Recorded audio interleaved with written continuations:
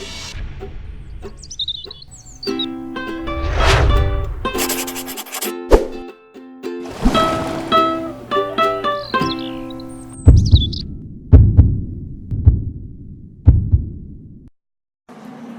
noite a todos. Boa noite. Hoje, 16 de abril de 2018, nós estamos reunidos para estudarmos a obra Revista Espírita de 1859 e rogamos que o nosso Senhor Jesus possa nos ajudar na condução do estudo de hoje, onde vamos retratar os escolhos da mediunidade.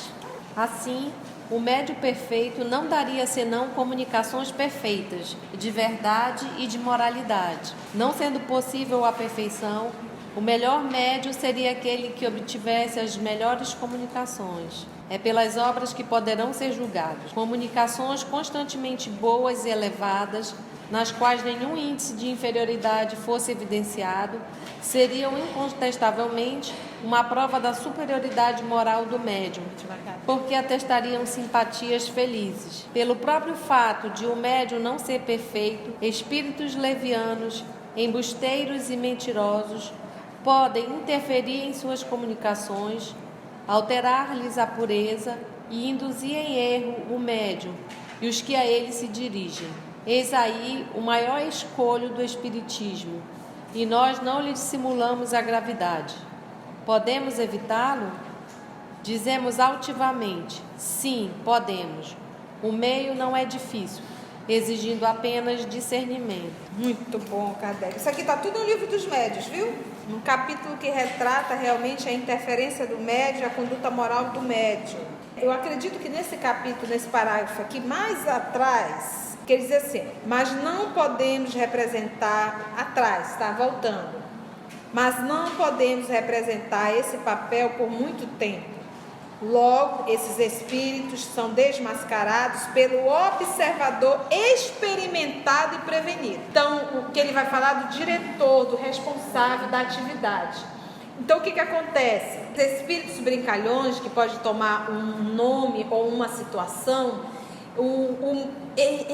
gente, o que nos falta em trabalho mediúnico é largar essa suscetibilidade. Primeiro é um dirigente responsável, estudioso e atencioso, observador, atento.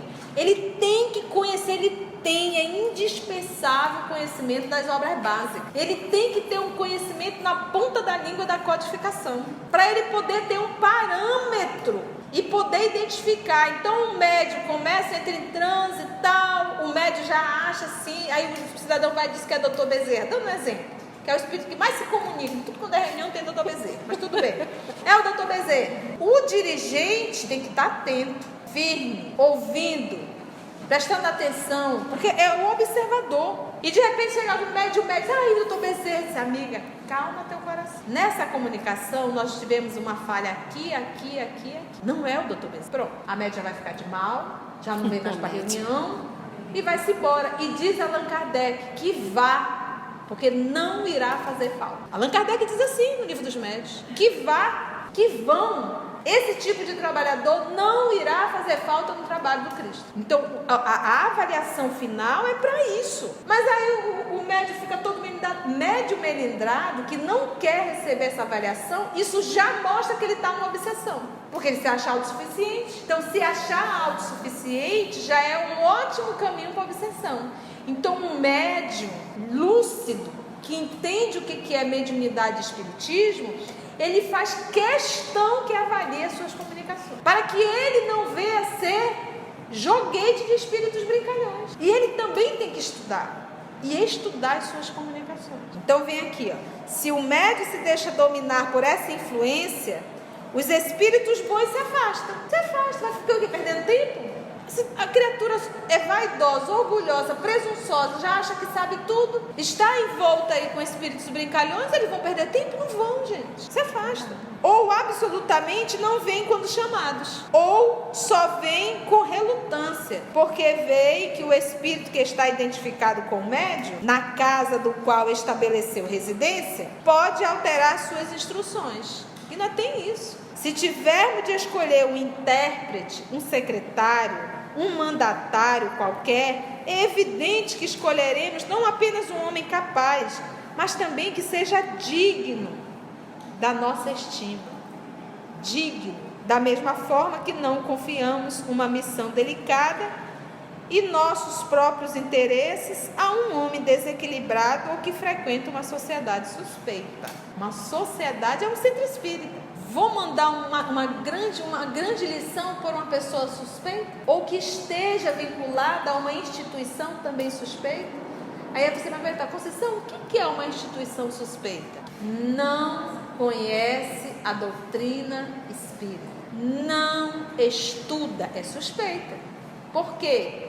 Porque como não tem estudo sério, não conhece a codificação, pode ser marionete de espíritos brincalhões. Ela é suspeita. Grupo mediúnico que não estuda é suspeito. E quem participa de trabalhos mediúnicos, de atividade mediúnica, tem o dever de manusear o livro dos médiuns sempre. Não é ler, não. É estudar. Entendeu? E não é estudar antes da reunião mediúnica. Antes da reunião mediúnica tem que ser uma mensagem que nos toque, que nos eleve o pensamento. Mas como é que eu levar o pensamento? Como é que você vai para a reunião mediúnica sem levar o pensamento? A gente tem que fazer o esforço para estar com o pensamento elevado todos os dias. Ninguém vai conseguir fazer isso só no dia da reunião mediúnica, isso é uma hipocrisia. Mas a leitura inicial é para que todos vibremos em um só ideal através daquela mensagem, já havendo uma sintonia do grupo. Aí alguém está lendo, o outro está sacudindo as pernas, olhando para o lado, já olha para o relógio. Quando a gente vê esse grupo mediúnico, esse daí nem sintonia está. Porque o propósito da mensagem é ligar o grupo em um mesmo ideal, em um mesmo pensamento. Então você não pode fazer antes de uma reunião mediúnica estudo de livro dos médiuns. Não, o médium tem que estar com a mente calma, tranquila. Isso é para você separar realmente um dia e fazer esse estudo. Então o nosso grupo mediúnico aqui, somos quanto? 12, vamos separar um dia para estudo. Nós, os 12. Ah, tem dificuldade, não. Uma hora a gente vai ter que achar. Porque se nós queremos verdadeiramente fazer um trabalho íntegro, nós temos que estar juntos. E não é estudar, abrir o livro todo mundo no dia para ler. Quem é o dirigente do grupo? É o Alan. Você é o dirigente do grupo? Você vai coordenar o trabalho de estudo. Vai pesquisar, vai trazer, vai ver as palavras difíceis, para fazer um estudo realmente. Quer ver uma coisa que eu acho de uma hipocrisia tamanha? De gente de grupo. Olha, cara, outro estudo é contigo. Olha, fulano, outro estudo é contigo. Isso faz muito nerd isso. É preguiça de dirigente. E aí sai tudo meia boca. Porque a pessoa está ali para aprender, como é que ela vai ensinar? Com que experiência? Quem tinha que fazer esse serviço era o dirigente. Entendeu? Então, se nós estamos passando por um momento no nosso movimento espírita de tanta mentira, de tanta hipocrisia, de tantos melindres, tititi, falta de estudo sério para entender o que é a doutrina dos espíritos. Você imagina uma casa espírita que diz assim, a partir de hoje eu não quero que ninguém estude aqui, vai estudar em outro canto, não, aqui não tem estudo mais. Gente, isso já demonstra o desequilíbrio da instituição. Como é que você pode impedir um estudo dentro de uma casa? É um desequilíbrio total, entendeu? Então temos que estar muito atentos, como diz Allan Kardec. Às vezes o médium está no processo de obsessão. Às vezes o grupo mediúnico está no processo de obsessão. E às vezes a sociedade, a instituição está no processo de obsessão. Vamos avançando. E quanto mais ignorante, melhor é o dominar. Como é que é o nome do bonequinho? Marionete. E ficam com ódio de quem estuda. Quem estuda é perseguido, é fanático. Isso para mim é a treva, juro. A gente pensa que a treva está lá fora aguardando a gente sair. Não! A treva está dentro. Quase sempre como dirigentes, como presidentes, como coordenadores. Porque se eles querem destruir um trabalho, coloca esse pessoal aí. Não, vou colocar o meu lá como dirigente. Tem 30 ali como responsável. Não, vou colocar o meu lá como dirigente, que aí vai todo mundo pro fosso. Não, vou colocar o meu lá como presidente, que aí eu tenho como manipular a instituição inteira. Porque o espiritismo incomoda muito. É a terceira revelação na Terra. Gente, crucificaram Jesus. Uma obsessão coletiva. Mataram Jesus. Torturaram Jesus. E agora nós estamos falando de uma terceira revelação. Novamente estamos sofrendo ataque. De todas as formas. estão querendo colocar pingo onde não tem, vírgula onde não tem, interrogação onde não tem, porque às vezes a coisa está muito clara, às vezes não está, porque a codificação ela é muito clara. Então o que nos falta é estudo sério, e é impossível termos estudo sério e não nos tornarmos pessoas melhores no dia a dia. Só se formos psicopatas, porque incomoda, a gente se sente incomodado, a gente não vai refletir o amor puro ainda, mas já começamos a fazer algum movimento, verdade? Então ele diz, para transmitir instruções sérias, os espíritos superiores não escolherão um médium que conviva com espíritos levianos. Então para pensar, quando eu estou lendo um livro tal, qual é a primeira pergunta? Quem é o médium? Porque nós acabamos de ler aqui, olha, para transmitir instruções sérias, os espíritos superiores não escolherão um médium que conviva com espíritos levianos. E como é que eu sei se o médium convive com espíritos levianos? Conduta moral do médium. Então eu digo, é fácil encontrar médium de uma conduta moral decente? Não é fácil, entendeu? Por isso que nós estudamos as obras psicografadas por Francisco Cândido Xavier sem medo. Me aponta um erro, um defeito de Francisco Cândido Xavier. 90 anos, quase um século. Você acha que ele convivia com espíritos levianos encarnados? Muitos. Mas ele sabia. Mas desencarnado não encontravam nele ressonância. Mas é o que... Essa parte que ele diz aí. Que é o livro dos médios. Vai sofrer? Vai. Até para que ele aprenda. O médium vai passar. Mas eles tentam. Como não encontram brecha, o que diz o livro dos Espíritos? Desiste e vai embora. Entendeu como é sério? Quando eu vou estudando, cada vez que eu estudo o livro dos médiuns, eu vou entender por que Moisés proibiu a evocação. Era como se ele dissesse assim, isso não é brincadeira não, isso aqui é coisa séria. Então, se não tem estrutura e estudo, não evoque. E o pessoal da época não tinha. A mesma coisa hoje. Para muitos, Moisés tinha que se materializar e proibir. Por quê? Porque não tem conhecimento. E aí vai surtando. Às vezes a gente encontra algumas pessoas que estão surtadas. Espírita, mas estão surtadas. Estão fascinadas, obcecadas. E se achando o próprio Chico Xavier. Como assim? É linda. Agora o estudo. Agora o que nós percebemos? Estudo do Evangelho, sexta-feira, 15 pessoas. Olha, nós vamos ter sexta-feira o estudo do Evangelho, beleza. Olha, na sexta-feira nós vamos ter uma reunião mediúnica pública. Vixe, vai fazer fila. Isso quer dizer o quê? O povo adora o fenômeno, mas não quer pagar o preço. Entendeu? Então, eu gostei muito quando eu estudei no Missionário da Luz. Eu acho que foi Alexandre. E o pessoal ávido em desenvolver mediunidade, ele disse assim, vocês deveriam ter pressa para desenvolver a moral, que essa é muito necessária. Está lá. Então não existe pressa para desenvolver mediunidade. Eu tenho que ter pressa para desenvolver a minha moral. Entendemos isso? Então é perigoso? É perigoso. É perigoso, sim. Se no laboratório do mundo invisível, lá já disse, olha... Não entre no laboratório se você não tem noção da química. Senão você pode explodir. Pode todo mundo empoar. E ainda então, uma reunião mediúnica é um laboratório. Cada pensamento pode colocar tudo a perder. Se eu fico idolatrando médiuns, jogando purpurina, isso mostra que eu não tenho estudo. Se eu tivesse, meu comportamento seria outro. Para transmitir instruções sérias, os espíritos superiores não escolherão um médium que conviva com espíritos levianos. Aí ele grifou, a menos que haja necessidade e não encontrem no momento outros médios à sua disposição, a menos ainda que queiram dar uma lição ao próprio médium, que foi o que a nossa irmã Aramita recordou no estudo passado do Araxes, lá do livro Há 2000 anos. Ele era médio, Potentão. mas de uma qualidade moral zero. Mas os espíritos se utilizaram dele para levar a mensagem para, como era o nome da menina? Da criatura que foi lá para pedir um feitiço para o Araxes. Então utilizaram daquela boca suja para ver. Mas, infelizmente, então às vezes ele se desespera, mas diz o livro dos médios o esforço que é feito, porque ele não encontra na mente do médium o material necessário, porque não tem amor, tem palavra ridícula. Então ele diz, é como se nós tivéssemos que ditar tal qual para uma mesa, palavra por palavra, entendeu? Então é mais trabalhoso, por isso que eles vão sempre...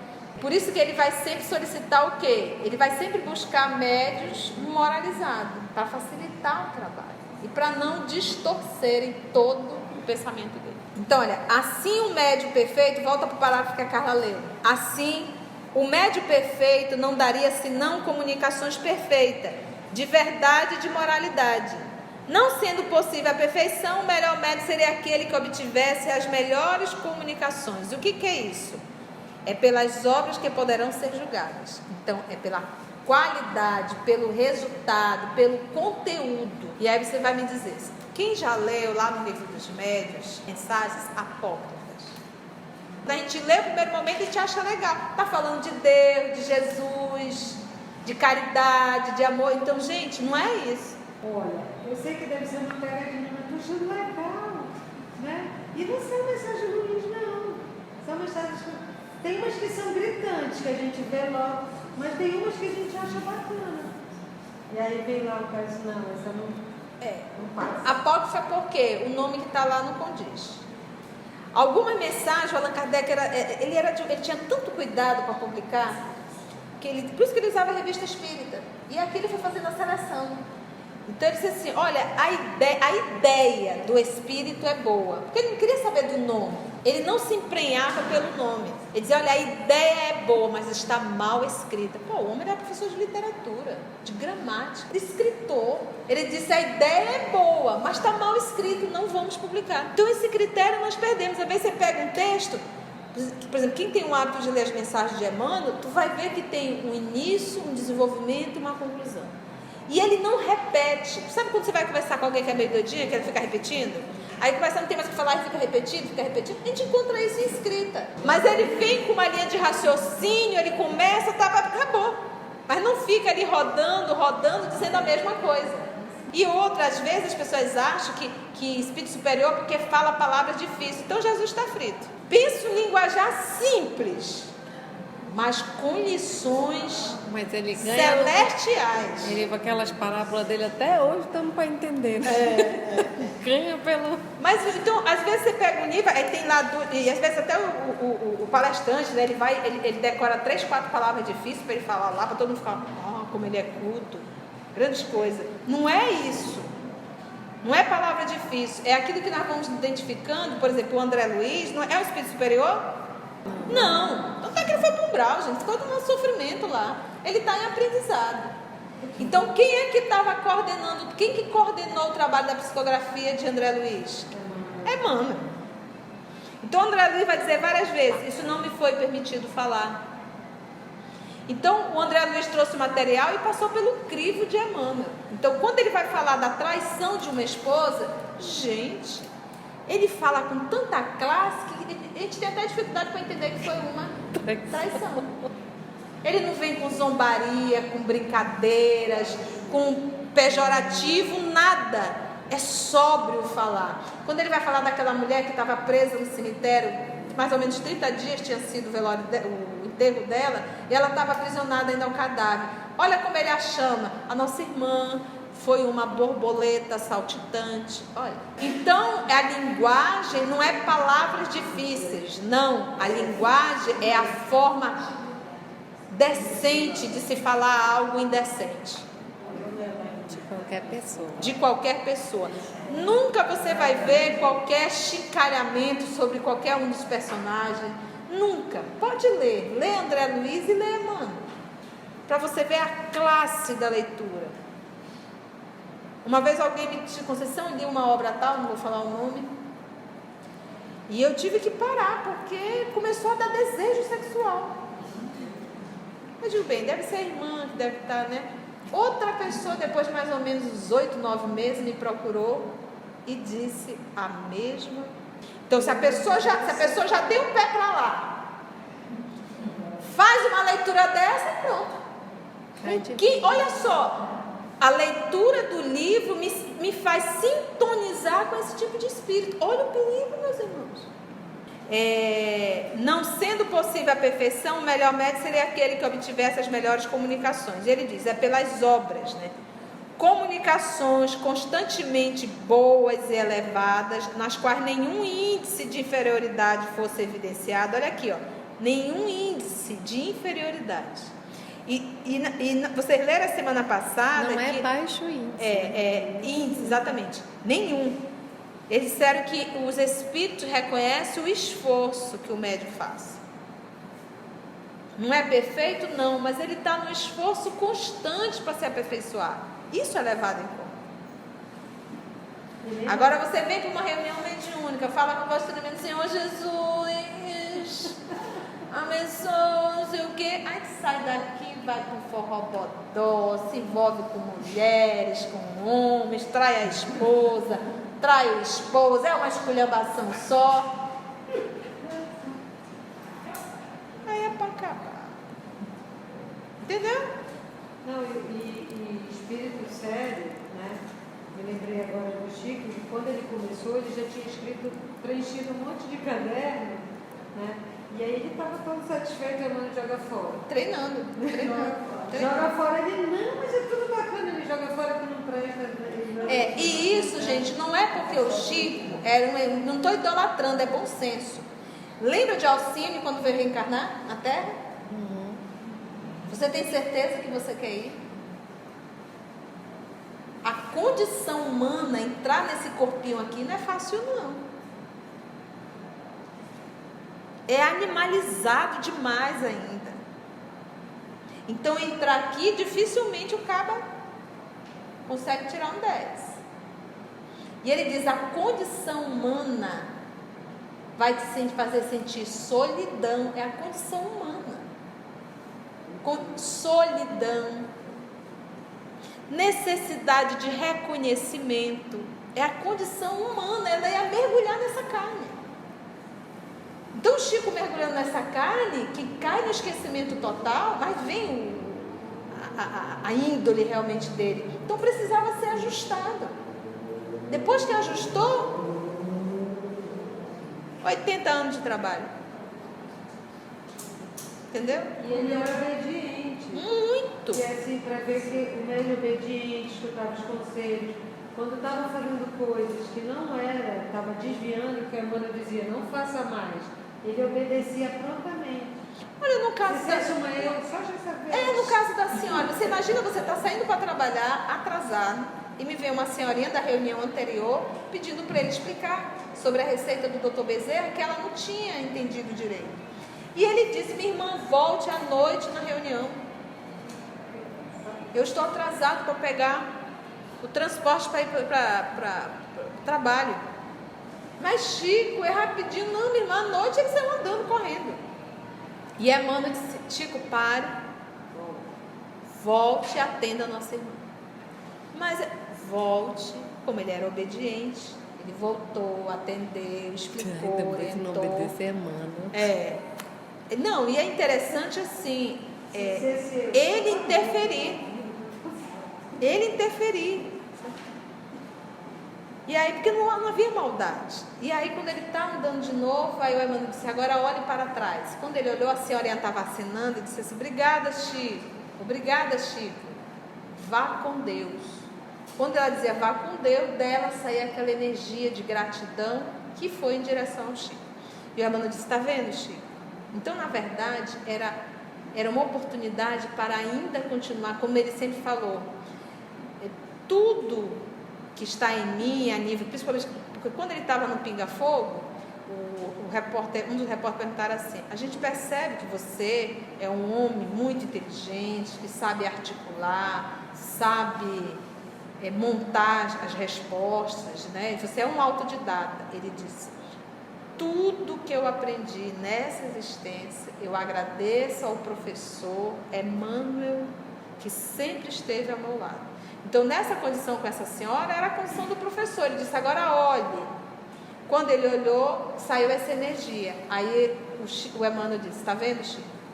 Se você não tivesse voltado, com quem ela estaria mandando você ir?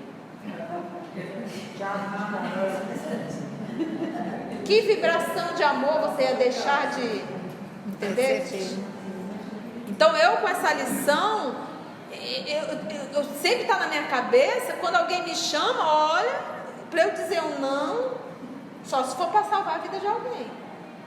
Fazer das tripas, porque cada pessoa que nos liga e diz, para mim é Jesus contando com o meu, sim senhor, o que queres que eu faça?